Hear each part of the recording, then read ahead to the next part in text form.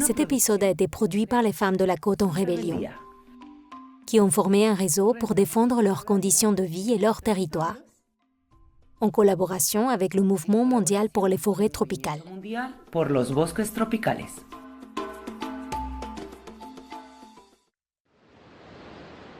Nous nous rendons au Mexique, sur la côte du Chiapas, une région avec des plages et des mangroves baignées par les eaux du Pacifique, des eaux qui coexistent avec la flore et la faune des champs et des collines. Une terre où les femmes construisent leur réalité et défendent la terre.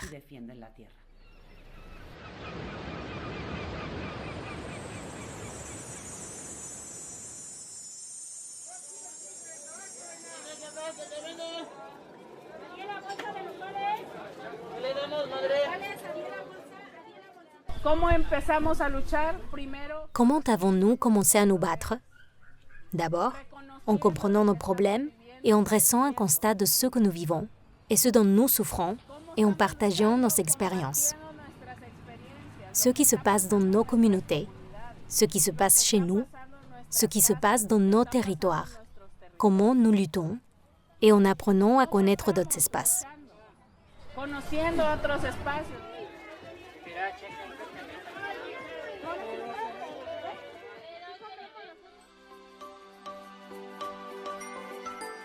L'État du Chiapas, dans le sud du Mexique, représente environ 44% de la superficie totale plantée en palmiers à huile au Mexique, avec près de 50 000 hectares.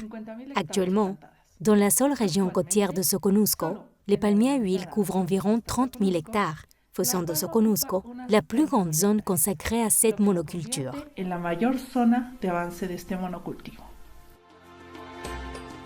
Nous nous sommes entretenus avec les femmes de la Côte en rébellion qui nous ont expliqué les impacts de la culture du palmier sur leur territoire et nous ont parlé de leur lutte.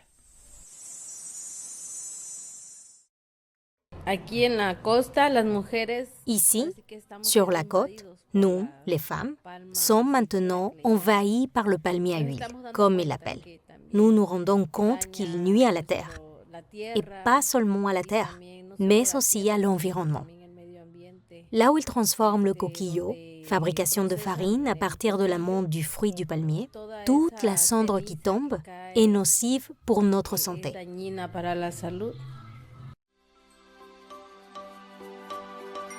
La monoculture du palmier à huile a commencé à se développer au Chiapas à la fin des années 1990 avec une forte impulsion de l'État et des entreprises du secteur, grâce à l'utilisation de subventions économiques, de plans gratuits et de promesses d'obtenir d'avantages économiques importants. Les familles paysannes ont été encouragées à planter des palmiers à huile sur leurs terres et à signer des contrats avec les entreprises.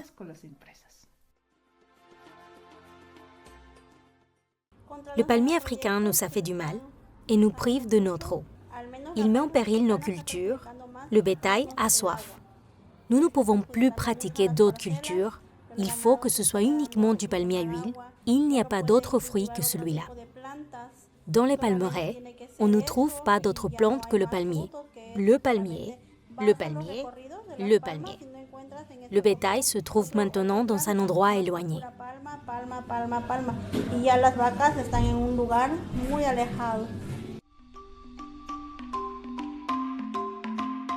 Eh bien, ce que nous avons vu en termes d'impact dans les territoires, c'est que la plupart des palmiers plantés l'ont été à proximité des rivières. Cette rivière avait un débit très important il y a 5 ans. Cette rivière était très puissante il y a 5 ans. Actuellement, elle est à sec.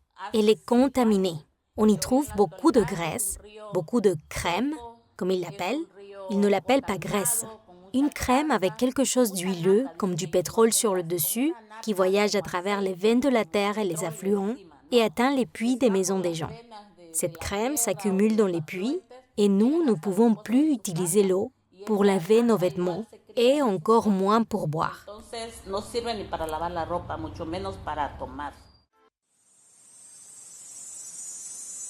Nous ne pouvons plus faire les récoltes comme nous le faisions auparavant, car le sol est devenu très sec. Cette plante, le palmier, absorbe trop d'eau. Dès les premières années de culture, cette culture a contaminé les rivières, les ruisseaux et les sources proches des palmeraies. Cela est dû à l'utilisation de produits agrochimiques qui provoquent des maladies qui doublent, voire triplent le travail domestique que doivent effectuer les femmes qui vivent à proximité des cultures. De plus, cela affecte leur accès à l'eau pour la consommation domestique, l'hygiène personnelle, la préparation des aliments et le lavage des vêtements.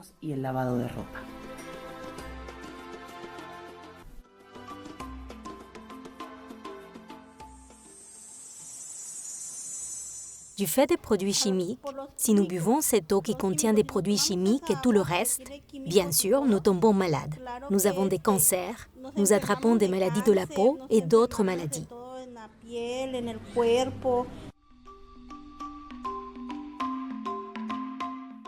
Notre corps est ainsi soumis à beaucoup de maladies, comme la dépression et l'hypertension artérielle.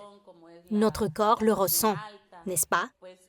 Et c'est en particulier le cas quand il y a une telle contamination de l'eau, avec le plastique, les ordures, les déchets, les eaux de ruissellement.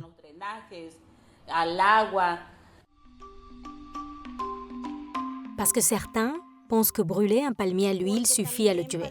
D'autres ne pensent pas à cela. Ils se sont aperçus qu'ils devaient faire un trou au milieu de la plante et y verser des produits chimiques. Et lorsque le produit chimique est versé sur la plante, il atteint directement les racines et la plante meurt. Et ces racines, où sont-elles? Elles sont reliées aux rivières et beaucoup d'entre nous boivent encore l'eau des rivières ou des sources. Et c'est pourquoi je pense aussi que nous nous rendons vraiment malades quand nous tuons le palmier. Parce que cela crée un tapis très épais, un tapis super tofu qui ne laisse pas passer l'eau. Ce tapis absorbe toute l'eau. Il l'absorbe vraiment.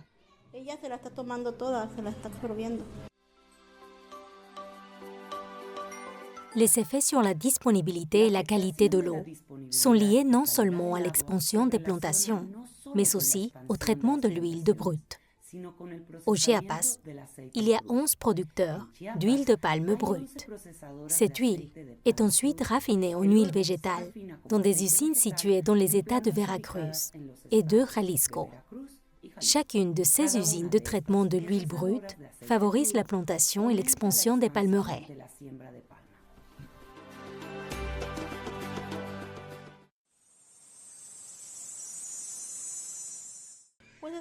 Nous nous rendons dans de nombreux endroits où on envisage encore de faire pousser ces palmiers et nous fournissons des vidéos aux communautés pour leur montrer comment les choses se passent, comment cela les affecte. Les gens pensaient qu'ils gagneraient beaucoup d'argent au début alors qu'ils sont payés 11 centimes de dollars le kilo de noix produit. Et en plus, c'est beaucoup de travail.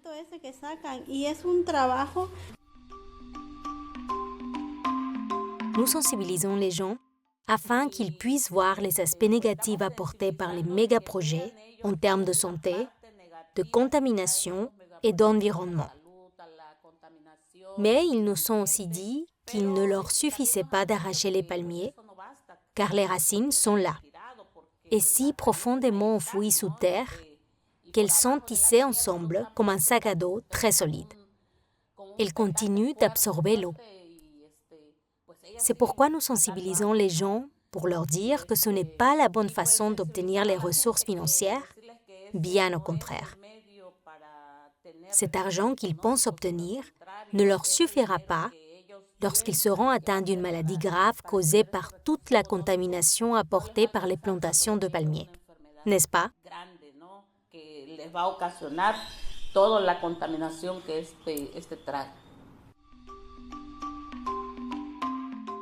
Le fait d'entendre le témoignage de la personne qui a déjà récolté et qui s'est enfin rendu compte, 20 ans plus tard, de tous les méfaits causés par le palmier, nous aide à établir une comparaison. Et maintenant, nous réaffirmons et disons non. Nous n'acceptons pas le palmier à huile. Nous sommes contre ce palmier.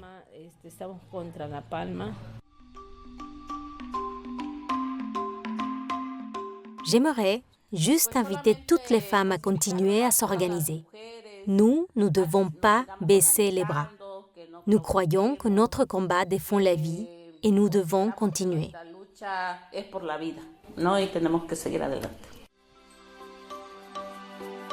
La lutte organisée des femmes contre le modèle agroextractif du palmier à huile découle non seulement de leurs efforts pour éradiquer cette monoculture, mais aussi de leur quête d'une participation égale à la prise de décision concernant leur territoire, leurs terres, leur production, leur vie et leur corps.